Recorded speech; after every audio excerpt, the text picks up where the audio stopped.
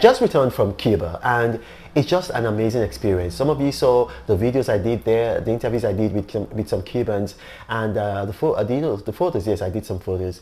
But the amazing thing is what I learned in Cuba, and it's going to come out in my next column in these day newspapers. Now, the thing is, in Cuba, they practice a religion called Santeria. A lot of the people in Cuba, and they speak a language in Cuba called Yoruba.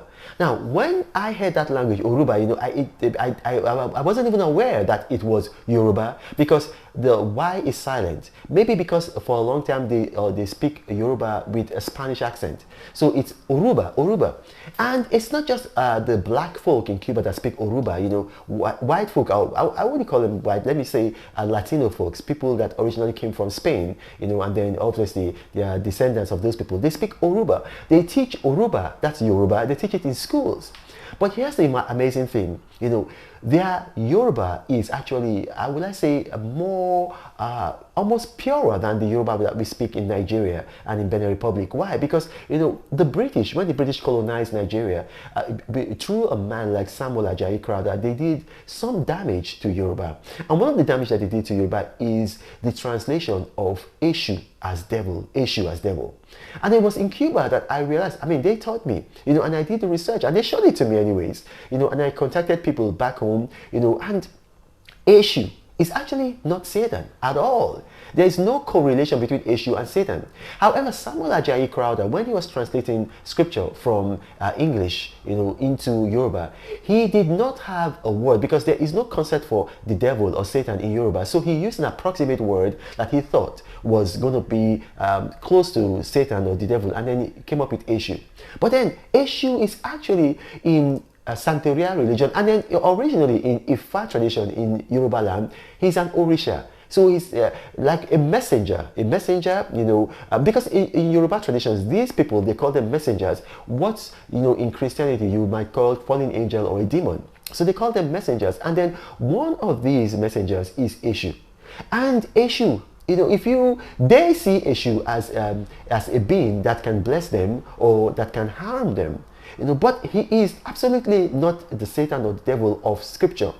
And when I went there and I was like studying with them, because when I go around the world, travel is education for me. I found out, and then I confirmed from people back home, that in Ifa tradition, before the British came and colonized us, the elemental forces like copper, iron, gold, bronze, they had elemental names in Ifa. So the question I'm asking is that why didn't we take this? Because that's science. Right there, that's science. Why did we take all of those that's a science, from our own culture and then embrace it? Because if you look at it, in 1869, Dmitri, the guy in Russia, he came up with the periodic tables. Now, before the periodic tables existed, the Yoruba had their own periodic tables in Ifa tradition. And then if you look at it now, Eshu. Over there they call it Eshu. The full name is Eshu Elegbara. I never knew this at all, And then I called back home and they said, people who are students of Ifa up to in University of Ife, and they said, well, it's actually true, it's Eshu Elegbara.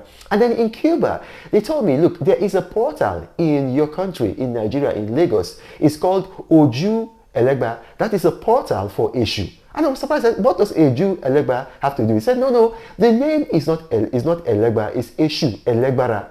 I said, okay, but how does that connect to Oju Elegba? And then he explained to me, Ojubo in Yoruba is actually an altar, what some people would call a shrine.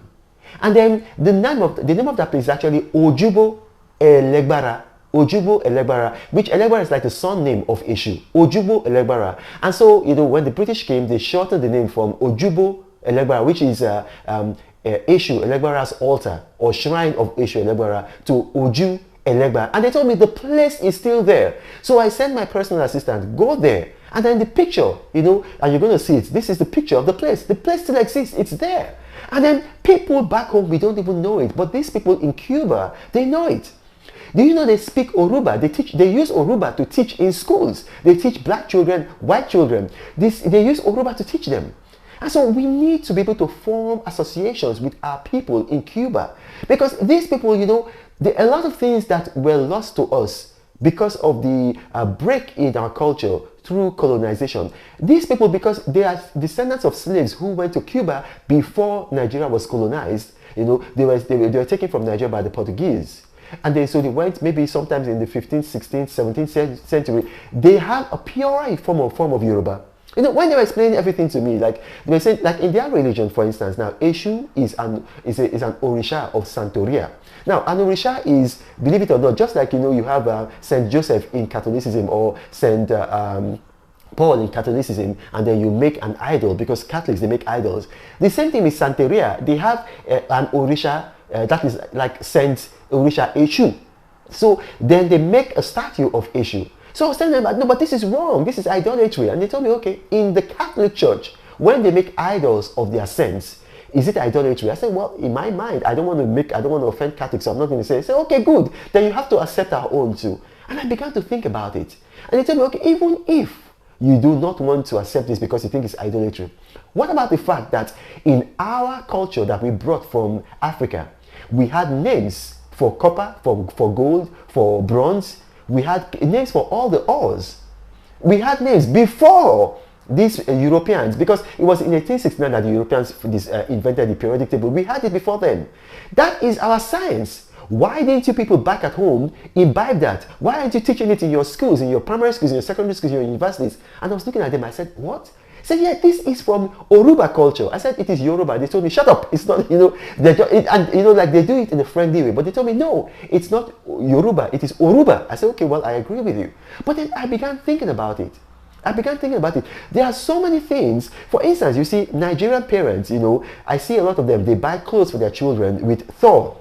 You know, like in Marvel comics, you know, they make movies in Hollywood about Thor, you know, the being with the axe, with the hammer rather. They make movies about Zeus, they make movies about Apollo, and then they buy those clothes for their children, they buy the comics, they buy the merchandise.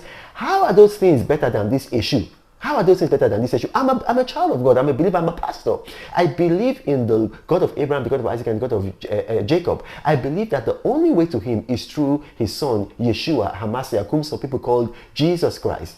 But then I know that in my culture that there are aspects which are not evil. Now, the aspects which are, let's say, fetish, yeah, we can get rid of that. But the aspects which are not evil, we can keep it. If we had names for gold, for iron, for bronze, for ore, for, you know, like zinc, for kaolin in our own tradition, why aren't we learning that? Why? There are things in Ifa, divination. Divination is mentioned in scripture multiple times in the New Testament and the Old Testament. Why haven't we studied that? Now, you know, I'll encourage you, read more about this in my column, which is going to come out on Tuesday in this day. But I found a lot about this in Cuba, and it's exciting. This is Reno Mokri. Thank you for watching, and God bless you.